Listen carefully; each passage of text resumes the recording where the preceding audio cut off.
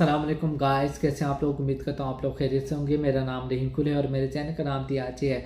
तो सबसे पहले गाइस, आप अभी और इसी वक्त मेरे चैनल को सब्सक्राइब करें, लाइक करें और घंटी के निशान को दबाना ना भूलें ताकि मेरी हर वीडियो आपको एक टाइमली अंदाज में मिल सके। आज हम जिस ड्रामे का रिव्यू कर रहे हैं वो है गुलाम पाशा सुंदरी। सुंदरी की अब सारी स्टोरी सामने आ गई है। ठीक है, बादशाह की जो फूफो है उसने बगावत की थी, उसने छुपके निकाह किया था। ठीक है, वो यूनिवर्सिटी में पढ़ती थी, उसने छुपके से एक लड़के के साथ निकाह किया और उससे शादी की। ठीक है, एक साल बाद पता चला कि जो उसकी फुप्पो है उसका पता चला, फिर उसकी डिलीवरी हुई।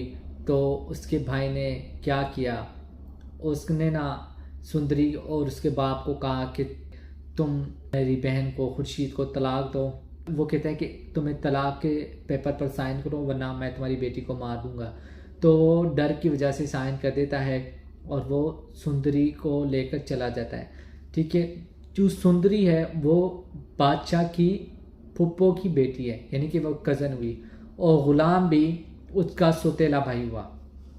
मुझे ये समझ नहीं आ रहा, चलो ठीक है, गुलाम को पता नहीं होगा बगौल उनके। अब ये स्टोरी आ गई है तो अब उन्होंने क्या करना था, गुलाम और सुंदरी का कुछ तो दिखाना था। अब उन्होंने क्या किया है, को एक्सीडेंट करवा दिया और हमारा गुलाम जो डॉक्टर है वो इतना पहुंचा हुआ डॉक्टर है, उसने देखते ही उसे कह दिया कि इसको दिल का मर्ज़ है, इसका एंजियोग्राफी होगा, इसका फलां ये वो वगैरह, उसे लेकर हॉस्पिटल में जाओ।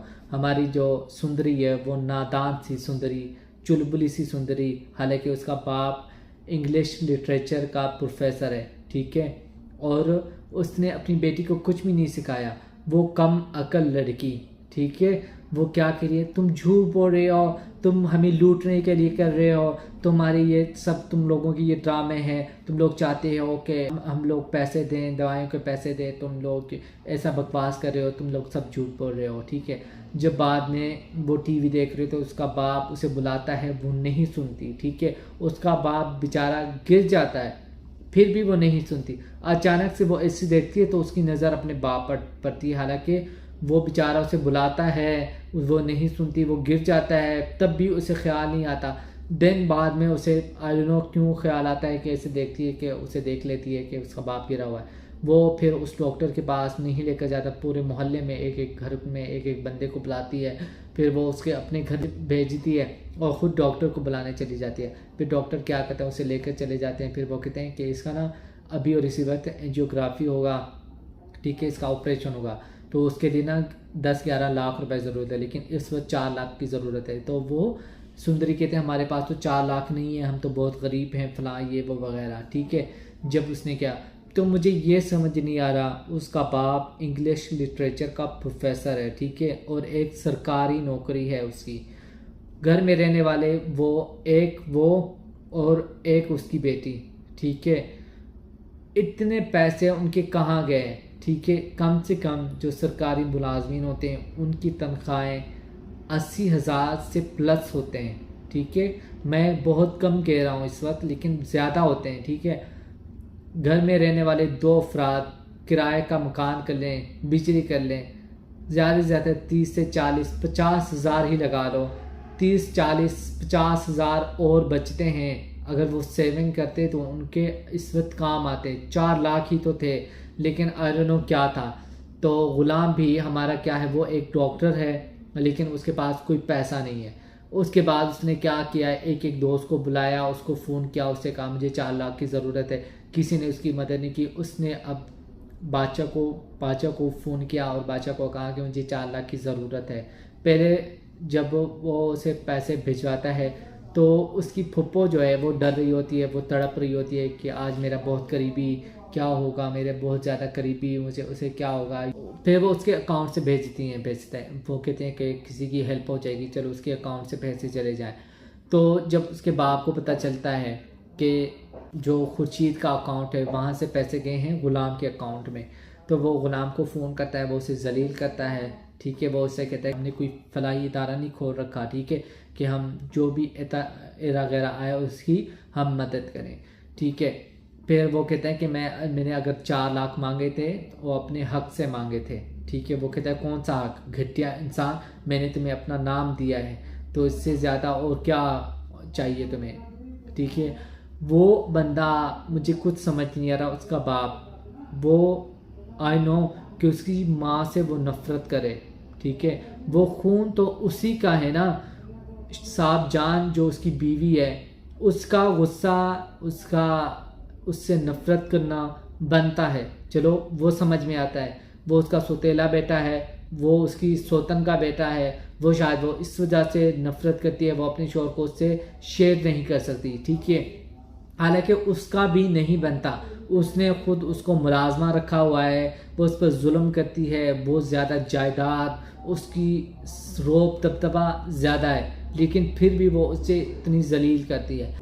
उसका बनता है, वो उससे जलील करती है, अपनी सौतन से नफरत करती है, उसके बेटे से नफरत करती है, चलो मान लिया वो उससे नफरत करती है। उसके बाद उसका नहीं बनता, वो उससे क्यों नफरत करता है, ठीक है। हालांकि वो तो उसका अपना बेटा है, वो उससे क्यों इतनी नफरत करता है। फिर उसके बाद वो लोग 4 लाख भेजते हैं, तो ऑपरेशन होने से पहले ही वो बेचारा मर जाता है। मरने से पहले वो वसीयत करता है कि मुझे सुंदरगढ़ लेकर चले जाना, मेरी बेटी को लेकर चले जाना और मुझे वहीं दफना देना।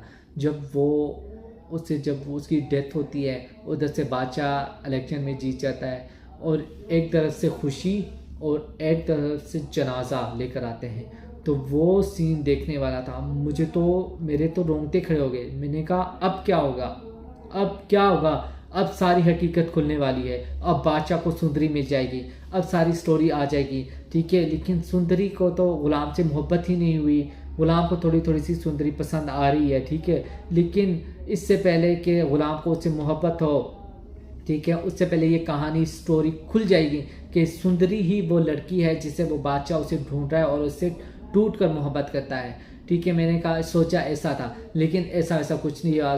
गुलाम ने वो जनाजा अपने घर लेकर गया, अपने पोर्शन में, और वहाँ पर अपने बाप को बुलवाया, ठीक है, और उससे कहा कि ये आशिक हुसैन है। तो वो कहते हैं ये बहुत बड़ा डकैत है, इसने बहुत बड़ी डकैत की थी, ठीक है, इसने बहुत बड़ी डकैती की थी, हमारे घर में हमारी इज़्ज़त की डकैती की थी, ठीक है। लेकिन मुझे ये समझ नहीं आ रहा कि जो गुलाम की माँ है, अगर मान लें को पता नहीं चला, ठीक है, कि ये कौन है, इसकी क्या दुश्मनी है और क्या क्या पीछे की स्टोरी से नहीं पता, कम से कम उसकी माँ को तो पता होना चाहिए, ठीक है, उसकी माँ को पता होना चाहिए। क्योंकि वो जो उसकी फुप्पो है, बार बार वो कहती है कि आशिक हुसैन ने मुझे तलाक नहीं दी, मैं बैठी हुई हूँ, मैंने अपने कमरे में ख़ुद को बंद कर लिया है, जब तक आशिक हुसैन नहीं आएंगे, जब तक जहांदार मुझे नहीं बताएगा कि मेरा शौहर कहाँ है, मेरे घर क्या पैदा हुई थी, बेटी पैदा हुई थी, बेटा पैदा हुआ था, मुझे बताओ, ये वो। कम से कम उसे तो पता होना चाहिए कि ये वही आशिक हुसैन है जिसका इंतज़ार उसकी बहन, उसकी फुप्पो इतनी अरसे से कर रही है।